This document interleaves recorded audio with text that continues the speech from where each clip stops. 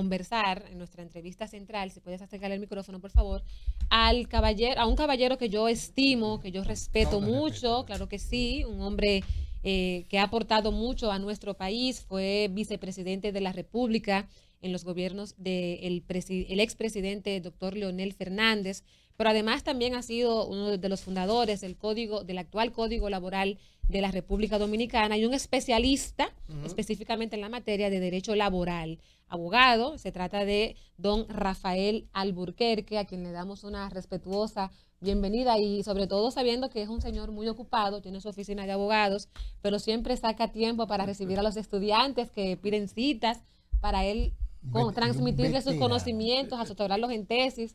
Yo lo admiro mucho, mi estimado. Buenos días. Muchísimas gracias y muy buenos días. Y gracias además también por la invitación. No, y sobre todo porque estamos delante de un maestro. Claro que sí. Un maestro. Merece todo el respeto y el cariño. Estamos ante tres maestros. No. Mire, porque yo sé que Michael va a hacer la primera pregunta, pero desde que yo tengo, como quien dice, implicación en asuntos de la sociedad por estar en los medios y mucho antes, siempre que se hablaba de asuntos laborales, el paradigma, el referente número uno, Alburquerque. Así, sin decir, Alburquerque. ¿Quién lo dijo? Alburquerque. Hay un problema, hablen de Alburquerque, consulten a Alburquerque. Entonces, sí, yo voy a hacer una primera pregunta. Te la van a quitar el turno. No, yo estoy leyendo a Carl Jung, te dije. Y ya yo sé por dónde tú andas con respecto a mi persona. Comienza la primera. ¿Está bien? Dale. No intento ser agresivo con nadie porque no es mi intención. Doctor, aquí hasta recientemente podría decirse, estuvo vigente el Código Trujillo de Trabajo. Hasta el 92. Hasta el 92. Hasta el 92. Usted podría ilustrar a la sociedad por qué contenido tan valioso tenía ese código que desde la década de los 50 por allá estaba vigente y cómo fue que se formó ese código en la República Dominicana. ¿Te refieres al Código Trujillo? El Código Trujillo, bueno. El Código Trujillo es del año 1951. Si lo lees, bueno, evidentemente era un código que recogía pues las normas internacionales de trabajo. En ese sentido podría decirse que era un código muy adelantado para la época. Efectivamente tenía sus trampas. Por ejemplo, en la parte del trabajo agrícola establecía en aquella época en que el 80% de los trabajadores eran campesinos, sí, de la población era campesina, pues establecía que en el campo se aplicaba el código solo en aquellos predios, en aquellas fincas que tuvieran más de 10 trabajadores. Si tenían menos de 10 trabajadores, el código no se aplicaba. Y así tenía otras disposiciones, otras normas, pero en sentido general era un código que tú decías, bueno, es un código de progreso para una dictadura. Ahora, en los hechos, pues no se aplicaba. Sencillamente porque era un código para empresas, era un código para trabajadores y el 80% de la población vivía en el campo. Y precisamente con esta cláusula de que no se aplicaba a finca de más de 10 trabajadores, de hecho no se aplicaba. Pues, prácticamente el código no se aplicaba. En el código se decía la libertad sindical. Hay que respetar la libertad sindical, pero no había sindicato. Atrévete con los Trujillo. Y no te olvides que el código fue aprobado después de aquella jornada del año 47 que llevó a cabo Mauricio Báez. Toda Romana, todo San Pedro de Macorís se paralizó. Los ingenios quedaron paralizados y entonces hubo una fuerte represión en todo el este de asesinatos, de persecuciones e incluso de exilio. Mauricio Báez tuvo que salir del país y posteriormente en los años 57 lo asesinaron en La Habana a Mauricio Báez. De modo pues que en el papel sí era un código muy adelantado para la época, pero en la práctica era un código totalmente inaplicable. Muchas gracias. Ahora, en el 92, ya ese código con largos años de aprobación chocaba ya con la democracia, con el desarrollo democrático, y entonces, bueno, se designó una comisión. Ya la gente del campo vivía en la ciudad. Ya vivía en la ciudad, se designó una comisión. Y ya había empresas que no eran todas campesinas, ya como usted señalaba. Y había cambiado todo el panorama había cambiado. Y empresas que ya no eran de Trujillo.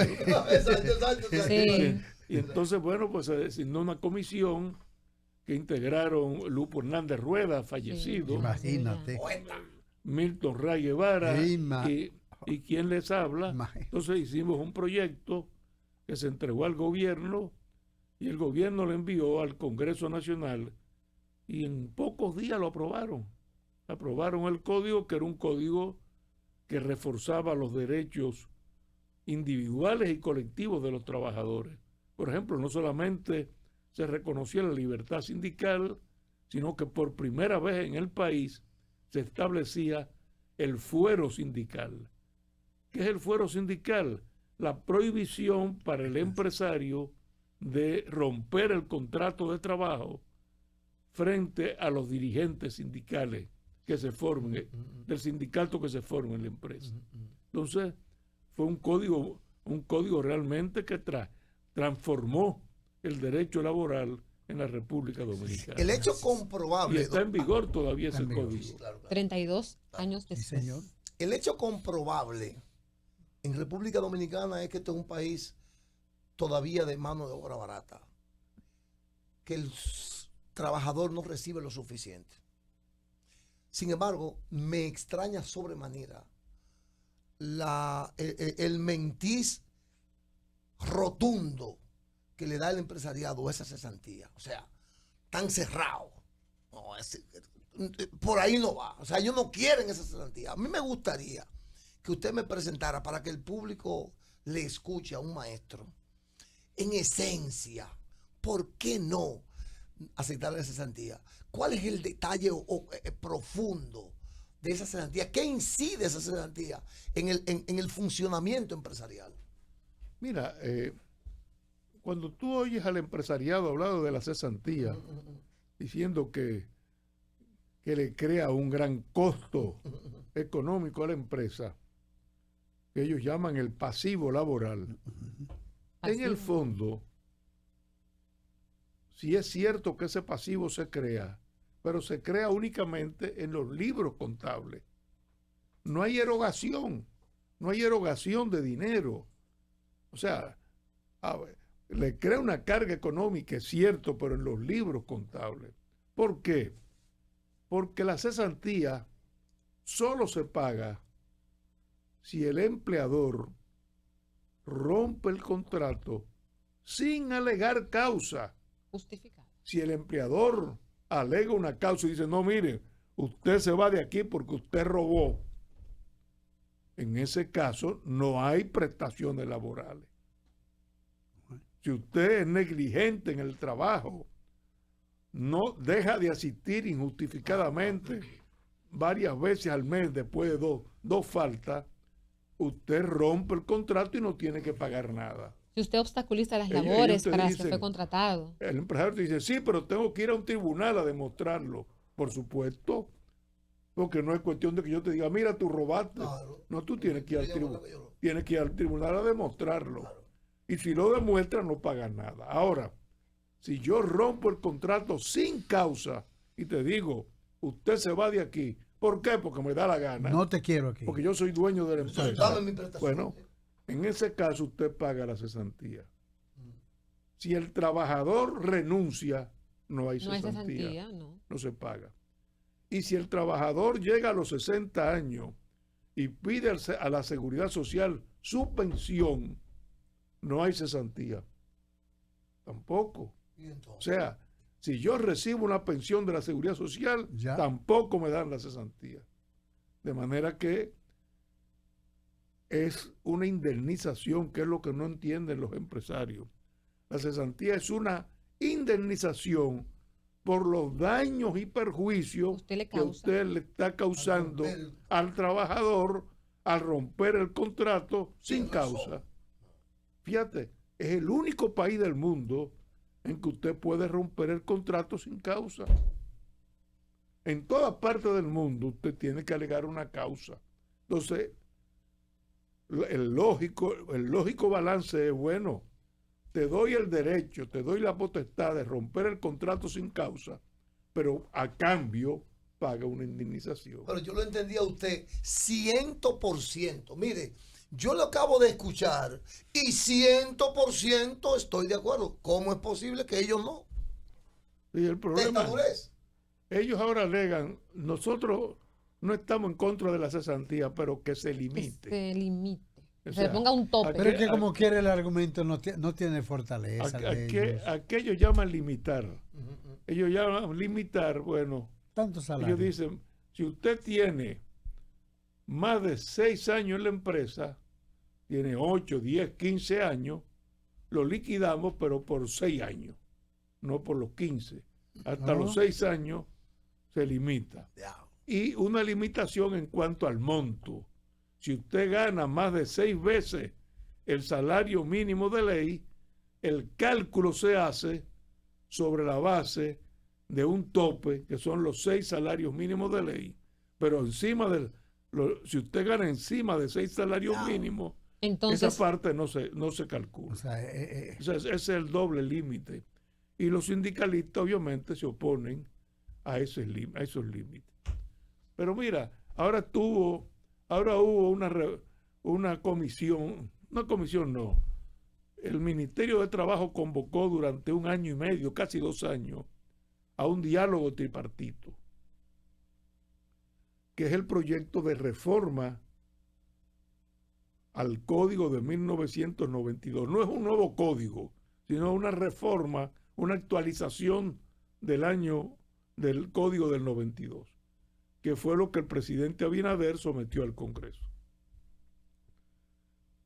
Ese proyecto, yo estuve en las negociaciones como abogado de los sindicatos, tiene aspectos interesantes. Se incluye el teletrabajo, porque en el 92 no había eso. No existía Entonces, teletrabajo. Se incluye el teletrabajo.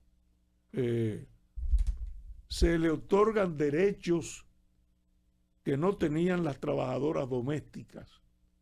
Por ejemplo, la jornada de trabajo se incluye a las trabajadoras domésticas. Se aumenta en un día, que fue lo que pudieron conseguir los sindicatos, en un día las vacaciones. En vez de 14 días laborables, ahora serán 15 días.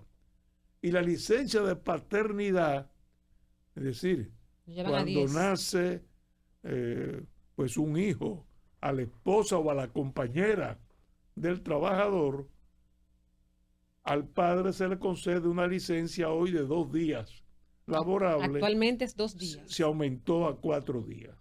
Bueno, eso fueron algunas de las conquistas. Pero qué tacaños. Ahora, a cambio de eso,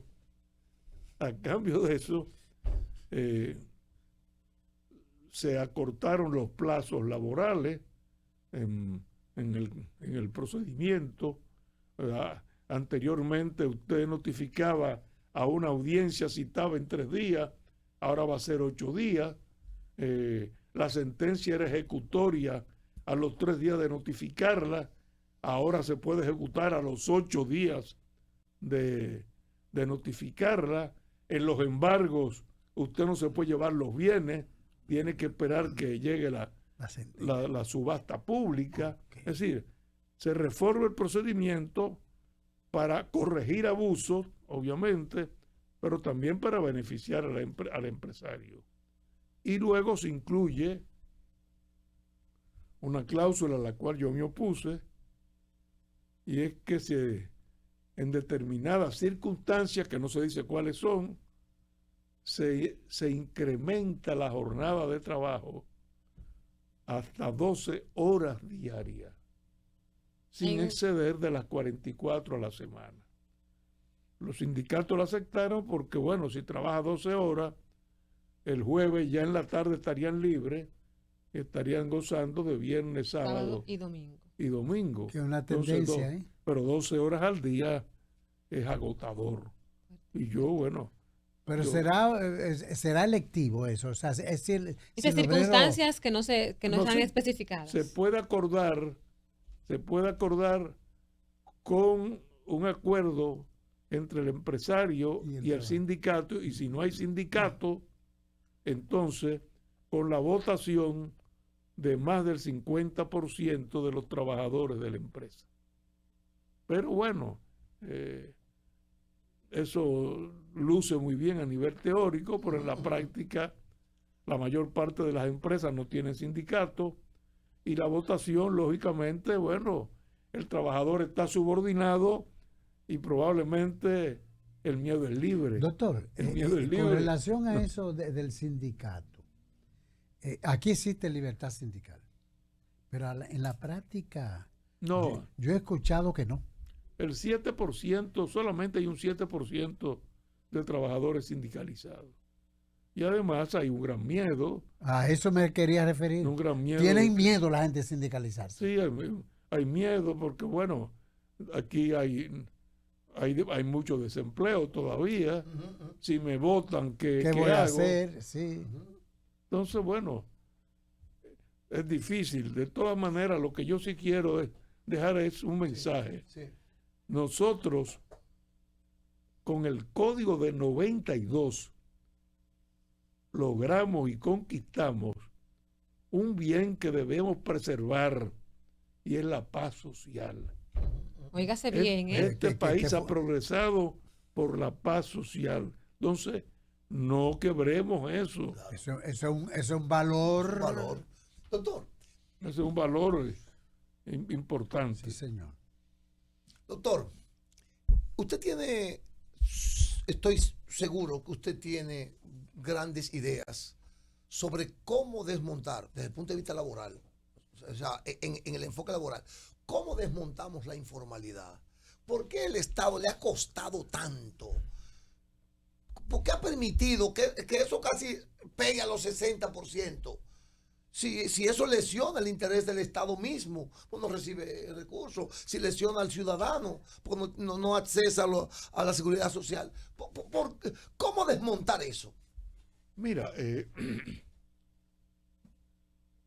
la informalidad, bueno, hay que verla en diferentes aspectos. Sí, señor. Actualmente, ¿qué es trabajador informal?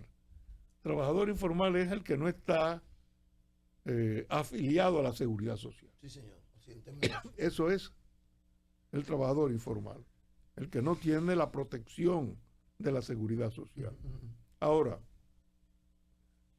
los empresarios dicen, bueno, esa informalidad se debe a que no podemos aumentar los salarios como nosotros quisiéramos por la cesantía. Dicen ellos. Ese es el argumento Oye, por la empresarial. cesantía. Siempre lo mismo. Si limitaran la cesantía, aumentamos los salarios. ¿Qué Bueno. truquito, eh? Bueno, Y cuando aumentan es un 8%. Ahora, un una 5%, miseria. yo creo porquería de que en la informalidad, que no es de República Dominicana, sino de toda la América Latina, la región. incluso de muchos países ya industrializados. Que es mala, doctor. ¿eh? La informalidad es mala. No, mira, la informalidad en América Latina ronda casi rozando el 60%, como tú dices. Ahora, yo creo que también una de las causas fundamentales es que nos hemos convertido en una sociedad de servicios. Es decir, que le está pasando a los Estados Unidos. O sea, las fábricas se deslocalizaron. Así es. La mayor fábrica, por ejemplo, de automóviles Ford no está en Estados Unidos, está en México. Bueno, esa clase de trabajadores, que es el triunfo de Trump, esa clase de trabajadores que había dejado de ser obrero para convertirse en clase media, con su carro, con sus hijos en la universidad, quedaron desempleadas. Bueno, ¿pero por qué? Porque los países se están convirtiendo cada día, primero, en un capitalismo financiero. El capitalismo industrial va quedando atrás. Ese capitalismo Y financiero hay un más bien capitalismo especulativo. financiero Improductivo. improductivo, financiero, especulativo, especulativo, puramente. especulativo totalmente, que emplea cada día menos personas con el desarrollo tecnológico. Entonces la gente se dedica a una sociedad de servicio.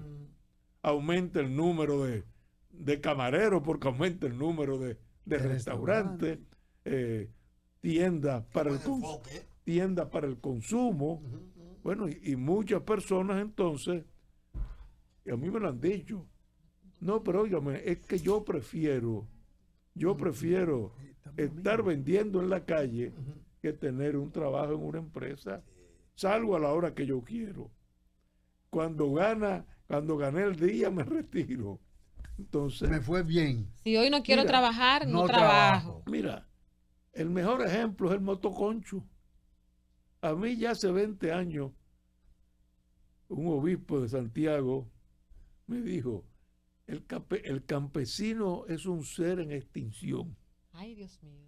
Sí. Efectivamente, entre yo bajar el lomo de las 7 de la mañana Con ese a solazo las que 7 empieza a de la salir, noche, sí.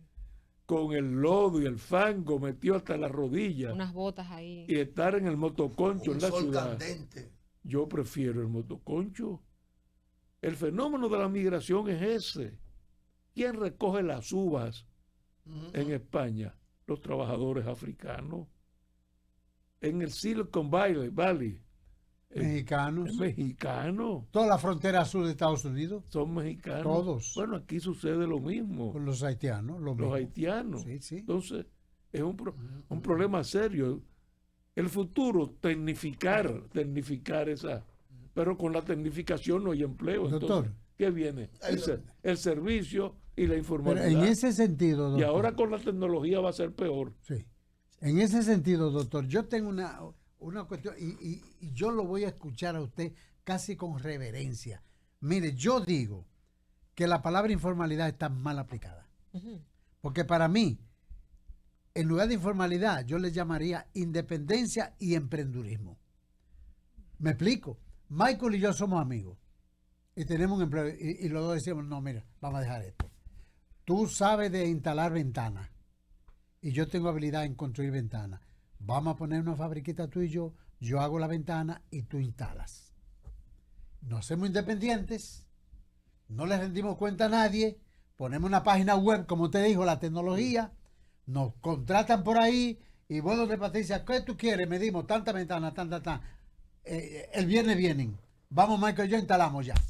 Pero mira, ahora lo que tú señalas, la tercerización, el outsourcing. Exacto. Mira, ya hay, por ejemplo, restaurantes. Yo no sé si aquí en República Dominicana, pero ya en muchos países. Tú vas a un restaurante y lo que te ofrece es el nombre del chef, importante, Ajá. la buena comida que tú vas ahí.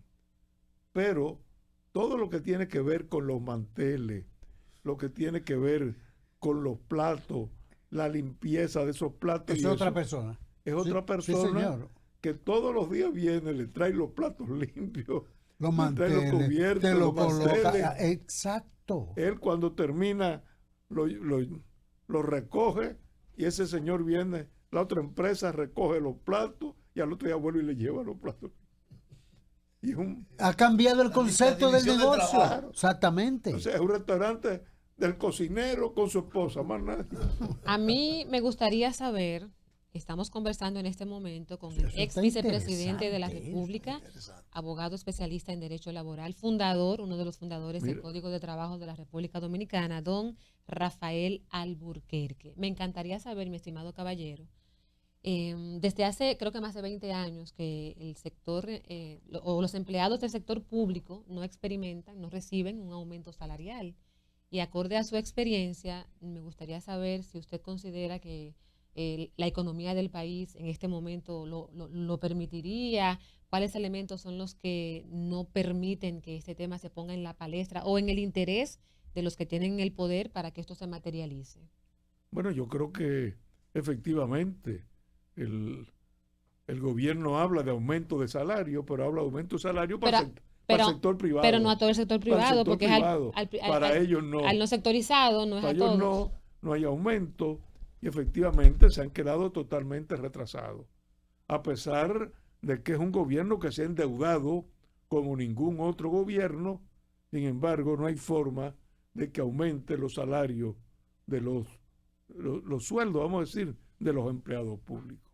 Efectivamente es una de las grandes tragedias que tenemos, pero es un gobierno en este sentido insensible a lo que es precisamente la protección y el mejoramiento de los derechos de la persona que trabaja. Pero la economía, reitero, acorde a su experiencia, ¿lo permite en esta etapa en la que estamos viviendo? Estamos en el 2025. Dice el Banco Central que la economía ha crecido. Y usted sabe cómo funciona el Estado, el aparato estatal, las instituciones. Yo solamente te respondo con una palabra del presidente de la República, que dice que en su gobierno los chelitos rinden. Entonces, si rinden, que aumente los sueldos de los empleados. Es buen punto. Pasemos a la política.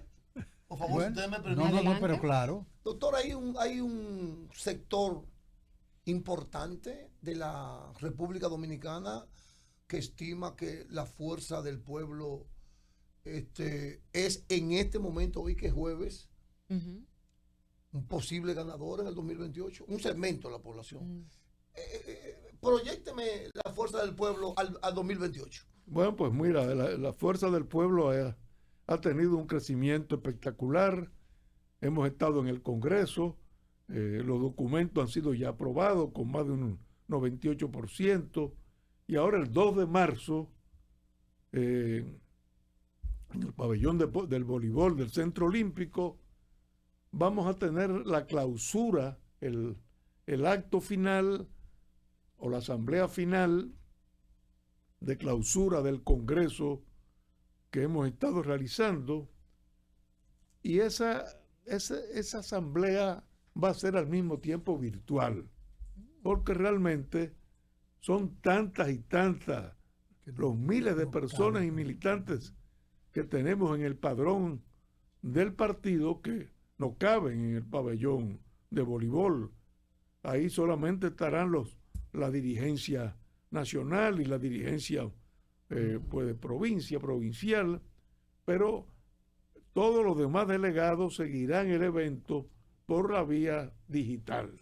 Entonces, con eso vamos a clausurar el Congreso y comenzar un segundo Congreso que llevará el nombre de Manolo Tavares Justo, que va a ser ya un Congreso exclusivamente electoral para elegir a toda la dirección del partido, desde la dirección nacional hasta los dirigentes medios y los dirigentes de base, porque hasta hoy somos dirigentes provisionales, dirigentes que no hemos sido sometidos a la elección de las bases. La Fuerza del Pueblo apenas tiene 5 años, logró en estas elecciones pasadas casi un 30% de la primer lugar, votación. en el partido opositor. Compáralo con el PLD.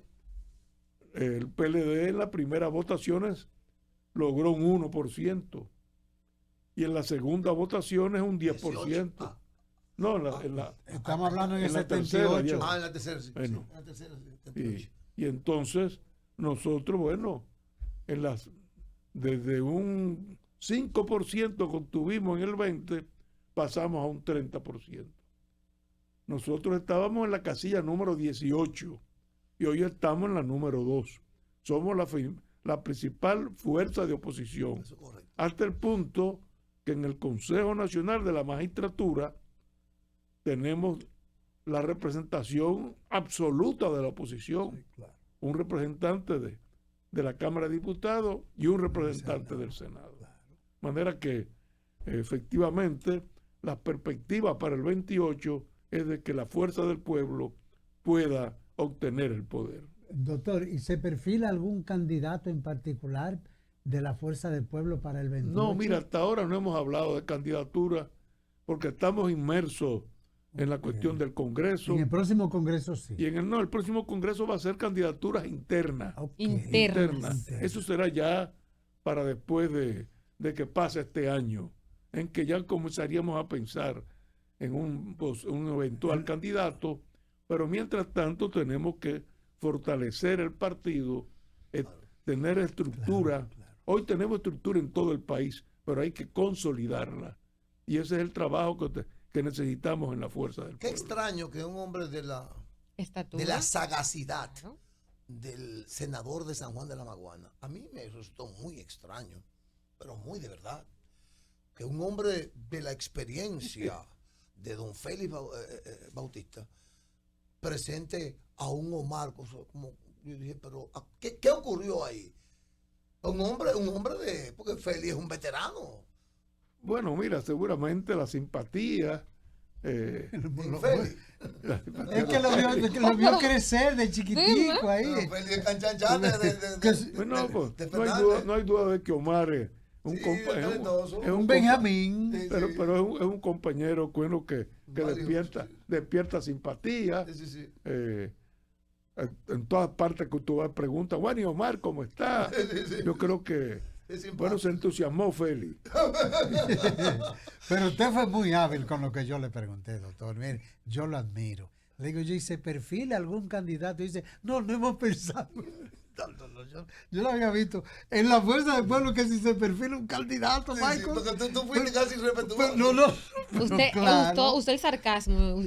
Fue casi la habilidad de él fue una cosa extraordinaria. ¿Un estadista? No, nosotros no hemos pensado en eso. ¿Se va a dejar relajar? No, qué increíble. Usted está frente a un estadista. Pero venga acá. ¿Cree que se va a dejar? Pero es verdad que no estamos pensando en eso. Pero y sigue siendo hábil, míralo ahí. Le creemos. Es que le creemos. Doctor, yo voy a hacer una pregunta, pero no, porque lo voy a llevar de nuevo al tema salarial. Pues hazle la pregunta, claro, dale. No hay ningún problema. Me gustaría saber la experiencia del doctor. Gracias por estar aquí. Es un honor que esté aquí, doctor. Es un honor que esté aquí. Este es un placer, doctor, el mundo hoy está en ascuas. El mundo está convulso. Donald Trump, tierra rara. Zelensky. ¿Qué lectura le da usted a esa globalidad? Mira, yo creo que vamos a ver, fíjate. En estos momentos hay mucha preocupación, se especula mucho sobre ese sentido. Efectivamente, yo creo que estamos frente a un cambio de paradigma económico. Donald Trump ha estado levantando la bandera de hacer grande de nuevo América. Pero eso implica volver al proteccionismo. Y a una especie de aislacionismo, Fíjate, yo no sé si ustedes recuerdan, durante todos los años del 60 en adelante, le tocó sobre todo los 12 años de Balaguer, los gobiernos del PRD, se había levantado la bandera de la sustitución de importaciones. Fue una bandera propugnada por la CEPAL, el Organismo Económico para América Latina de Naciones Unidas, en ese momento encabezado por el gran economista Raúl Prebisch. Bueno, ¿y qué perseguía la sustitución de importaciones? Tratar de industrializar los países en vías de desarrollo, pero ¿sobre qué base? Sobre la base de incrementar los aranceles, de cerrar los países para fomentar la industria nacional. Y aquí se aplicó. Y yo no sé si ustedes recuerdan, se desarrollaron toda una serie de pequeñas fabriquitas de queso. Fábricas de calzado, los Mocachú. 7 vidas y campeón. 7 vidas y Celso campeón. Pérez. Nedoca. Bueno. Y hasta un vehículo. Claro. Cacique. Bueno. Se fue desarrollando esa pequeña industria. Pero luego ya, pues, de finales de los 80, mediados de los 80, el paradigma comenzó a cambiar. No, la libertad de comercio. Hay que auspiciar el liberalismo, la libertad de comercio, la apertura. Y en el consenso de Washington en 1990, Thatcher y Reagan oficializaron el libre comercio. ¿Qué significó el libre comercio? hay que Fronteras abiertas. reducir los aranceles, hay que llevarlo a cero los aranceles, tratado de libre comercio. Intercambio de bienes y servicios a Ahora, todo dar. Claro, pero ¿por qué? Bueno, porque los capitalistas de los países industrializados decían, bueno, ya hemos saturado nuestro mercado, tenemos que comenzar a exportar, a vender también. Ya no había colonia. Y no había la Unión Soviética. Ya. No, y la Unión y las colonias africanas se habían liberado, independizado, todas. Entonces, bueno, ahí caímos en el neoliberalismo, la libertad de comercio. Ahora, lo que no se dieron cuenta fue que también con esa libertad de comercio, pues las fábricas, por ejemplo, norteamericanas de los países industrializados, iban a encontrar en estos países subdesarrollados mano de obra barata. Y comenzaron a trasladarse a los países de América, Latina, la deslocalización. Bueno, y ahí vino el gran problema de las clases obreras norteamericanas, y la reacción norteamericana fue elegir a Trump. O sea, Trump lo que dice es, bueno, hagamos de nuevo grande América de nuevo. Ahora, ¿qué implica? El proteccionismo de nuevo. 25% de arancel a México, 25% a Pero, doctor, ahí está reconociendo. Bueno, entonces, ahora, ¿eso nos va a favorecer o perjudicar? Mira, hay aspectos positivos y aspectos negativos. Por ejemplo, si las migraciones, si los migrantes expulsados, las deportaciones de los Estados Unidos son masivas y deportan dominicanos masivamente aquí al país, pues las remesas van a caer, obviamente. Y eso va a perjudicar. Van a caer las remesas. Si esa política de incrementar aranceles provoca inflación en los Estados Unidos, bueno, los norteamericanos que vienen a Bávaro y a Punta Cana vendrán menos, porque tendrán menos para gastar. Tienen menos para gastar. Ahora, por otro lado, si se impone un arancel alto a México, esas zonas francas mexicanas que hoy venden con arancel cero a los Estados Unidos, se irán de México. ¿A dónde vendrán? A Centroamérica, a República Dominicana. Desde ese punto de vista, nos puede también beneficiar. Esa es la política, es un cambio de paradigma, y tenemos ahora, bueno, que ajustar nuestra economía a ese cambio de paradigma. Pero hay un elemento legal. Ay, Patricia. No, ustedes están insoportables. Hay un elemento legal que a mí me llama la atención en cuanto a ese asunto de los aranceles Donald Trump, Canadá, México. Él está violando el tratado comercial de América del Norte. Está violando el tratado, violando flagrantemente sin haber negociado. Porque no está violando el tratado de libre comercio. A eso me refiero. A eso me refiero. Sí. Y eso no tiene consecuencias. Bueno, también dispuso que el nacimiento de una persona en Estados Unidos no le da la ciudadanía, ya la nacionalidad. También violando la 10ª enmienda. Claro, o sea, cambia el jus soli por el jus sanguinis. Aquí teníamos jus soli y lo cambiamos, pero lo cambiamos con el cambio de la Constitución. Con una ley, no un capricho. Con la Constitución en el 2010 se cambió. Exacto. Y hay un sistema mixto de jus soli y jus sanguinis. Entonces, eso tendría que hacerlo allá. Pero en este caso se hizo por decreto. Imagínese usted. Me gustaría saber, doctor, en República Dominicana hay varios salarios mínimos. Sí. Que a veces, yo soy una, no entendemos cuál es la mecánica y por qué hay tantas divisiones en los salarios en el país. ¿Cuál es el objetivo y a quién beneficia esto? Hay un salario que es general, que llaman para los trabajadores no sectorizados. Ese es el salario mínimo general. Pero luego hay salarios mínimos para determinados oficios o empresas específicas. Entonces tú tienes un salario mínimo especial para el sector gastronómico, que es el sector turístico fundamentalmente.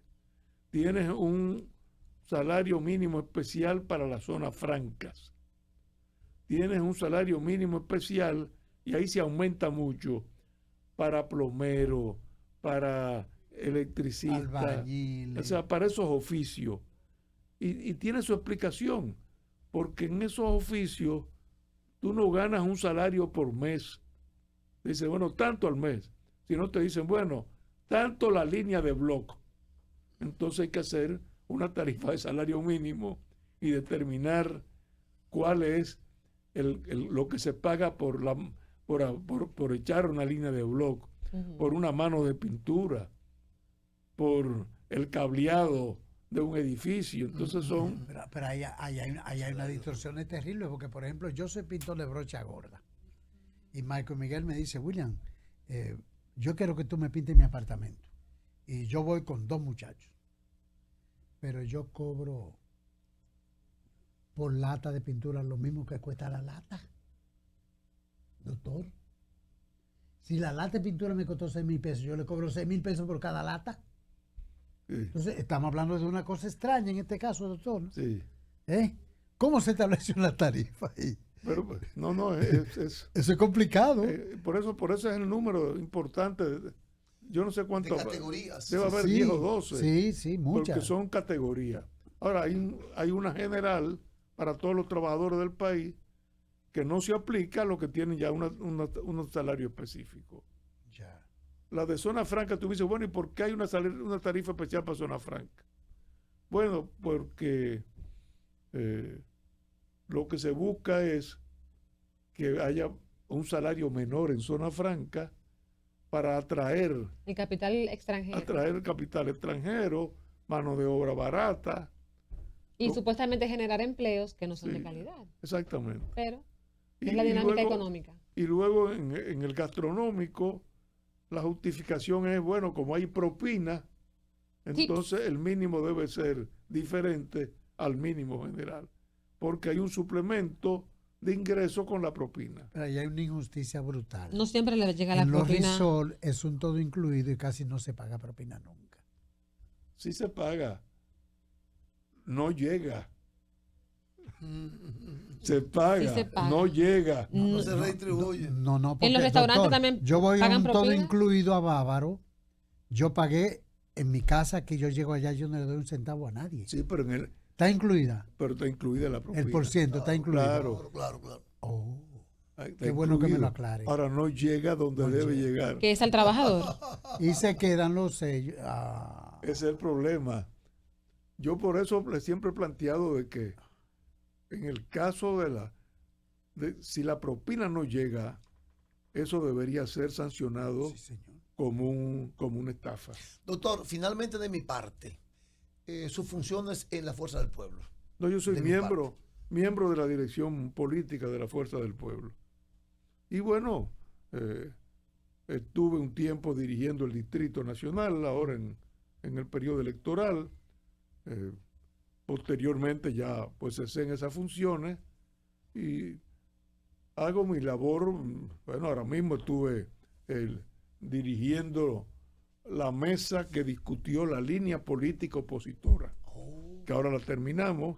Ya se aprobó con un 98% el documento, pero fundamentalmente mi trabajo es en la dirección política. Finalmente, de mi parte, me gustaría saber qué posición tiene la Fuerza del Pueblo en torno, y en este caso, la suya personal, sobre las candidaturas independientes, luego de la sentencia que ha emitido el Tribunal Constitucional. Mira, yo creo que hay que ajustarlo en la ley porque Estaba en el aire. una razón muy sencilla. Cuando tú lees la Constitución, el mandato es claro. Las candidaturas se deben presentar a través de partidos, movimientos Y agrupaciones políticas. Entonces, hay que ajustar la ley, hay que ajustar la sentencia mediante una ley que especifique claramente. No es que yo me voy a postular con el movimiento losonero, ¿no? Usted tiene que formar una agrupación política, un movimiento político. Ha habido candidaturas independientes en el pasado. Movimiento por ejemplo, montecristeño. el MIUCA, el MIUCA es independiente, movimiento en favor de San Juan de la Maguana. Pero doctor, pero esos son movimientos, es una persona a la que se va y se refiere inscribe. la sentencia. Ahora, Yo quiero ser candidato a senador por el distrito, pero yo no voy por ningún partido. No, eso no puede ser. Ahora, para mí, ¿qué es lo peor ahí? Para mí lo peor es que el tribunal no solamente declaró inconstitucional los artículos, sino que legisló. Dijo, ese artículo tiene que leerse en tal forma. Y tiene categoría legal el tribunal para hacer no la eso. tiene. Desgraciadamente sí. La tiene. Porque la ley aprobada por el Congreso, que se llama la ley sobre el Tribunal Constitucional y los procedimientos constitucionales, dice que el Tribunal Constitucional puede también dictar sentencias manipulativas, dice. Y sentencia manipulativa quiere decir que 13 personas, que son los 13 jueces, pueden declarar inconstitucional un artículo y entonces ellos decir lo que debe decir el artículo. Interpretar al mismo tiempo. No, interpretar y decir cómo debe leerse el artículo. Para mí eso es totalmente... Eso lo hay en Colombia y lo copiaron de Colombia. Pero para mí eso es primero una violación a la Constitución, porque el Congreso, que al dictar esa ley, el Congreso delegó sus funciones y el Congreso no puede delegar sus funciones legislativas. ¿Y qué se podría hacer, doctor? Modificar esa ley, que el propio Congreso Lo puede hacer. modifique la ley y le quite esa atribución Al Tribunal Constitucional. a los jueces. Vamos, o sea, es complejo eso. es complejo. Podemos llegar a ser el gobierno de los jueces. Bueno, pues le agradecemos mucho No, gracias a ustedes. al doctor Rafael Alburquerque. Para mí Nos regaló casi una hora. casi una hora de su tiempo. Yo te voy a decir que qué privilegio. ¿no? Qué privilegio. Qué privilegio. Gracias por distinguirnos con su presencia aquí, por aceptar nuestra invitación. Hemos conversado con el doctor Rafael Alburquerque. Siempre se me tocan las R's y las L's. Alburquerque. Fue vicepresidente. México, Alburquerque, Nuevo Así México. mismo es. Así mismo. Nuevo México. Vicepresidente Con de una la R menos, República. ¿verdad? Ajá. En Estados Unidos, Albuquerque. Con una R menos. Con una R Albuquerque. Y además, señores, especialista en Derecho Laboral, miembro del partido Fuerza del Pueblo. Que Dios me le siga dando mucha salud, mi estimado. Gracias por estar aquí. Hacemos una breve pausa comercial, las 8:33 de la mañana. Cuando regresemos, todavía nos queda contenido en la opción de la mañana.